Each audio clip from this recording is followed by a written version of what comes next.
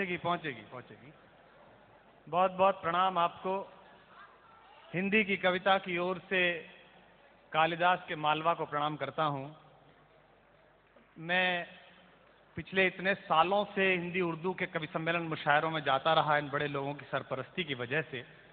न जाने क्या कारण रहा कि 15-16 साल में पहली बार इंदौर आया हूं, तो बड़ा मन है कि आपके साथ थोड़ी देर अच्छी बातें करूं।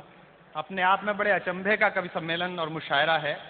नीरज जी बैठे हैं, राहत भाई, मुनव्वर साहब, महराज साहब, और ख़ास बात यह है कि राजनीति के तीन लोग एक साथ बैठे हुए हैं अलग अलग। और सबसे अच्छी बात यह है कि दूसरों को सुन रहे हैं, अपने आप में बहुत बड़ी बात है।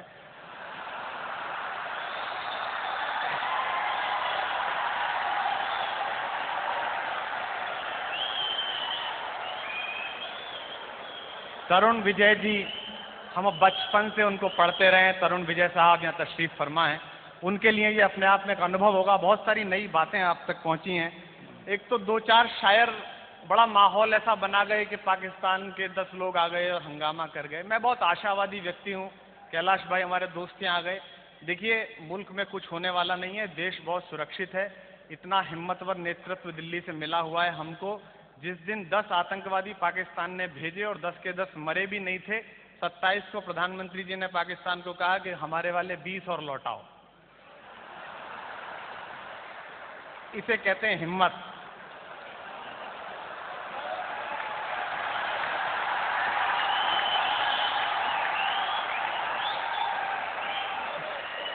और ये देखिए, कोई राजनीतिक बात नहीं कर रहा मैं, लेकिन मैं उनका सम्मान करता हूँ। पगड़ी के लोग यहाँ बैठे हैं। लोग कहते हैं कि साहब प्रधानमंत्री स्टैंड नहीं ले रहे। चतुर्वेदी जी, आज की रात मैं आपका आदमी हूँ, आप निश्चिंत रहना।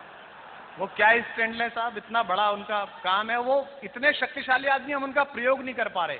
जिस दिन परमाणु करार पर संधि करने के लिए अमेरिका गए, जिस दिन जॉर्ज बुश से हाथ मिलाया, अमेरिका के 13 बैंक एक साथ दिवालिया हो गए।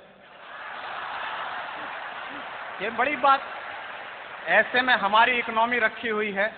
मैं 4 पंक्तियां पढ़ देता हूं हिंदी की कविता की ओर से, आप सब मुझे सुन लीजिएगा। पहली बार कुछ लोग सुन रहे होंगे। मैं आप सबको प्रणाम करता हूं। महाकवि कालिदास का एक इलाका है, शहर है। पद्मश्री गोपाल दास नीरज, पद्म विभूषण गोपाल दास नीरज जी आए हैं। आते ही एक रोशनी गिरी, क्योंकि इतने बरसों से गिरती रही हैं तो एक और गिरी पीछे। मैं उन्हें प्रणाम करता हूं, सुनिएगा, निवेदन करता हूं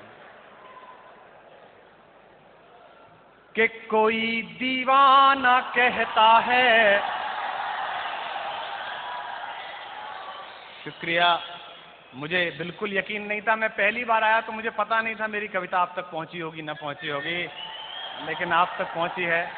बहुत बहुत शुक्रिया आपका। पढ़ता हूं। बस देखिए, उर्दू की महफिल है और मैं उत्तर प्रदेश से आया हूं। आप बहुत संस्कारी लोग हैं तो मुझे डर लगता है, क्योंकि हमारे यहाँ देखिए, हमारे यहाँ संस्कार के नाम पे अंतिम संस्कार से आगे हम नहीं जानते, तो बहुत कष्ट होता है मुझे।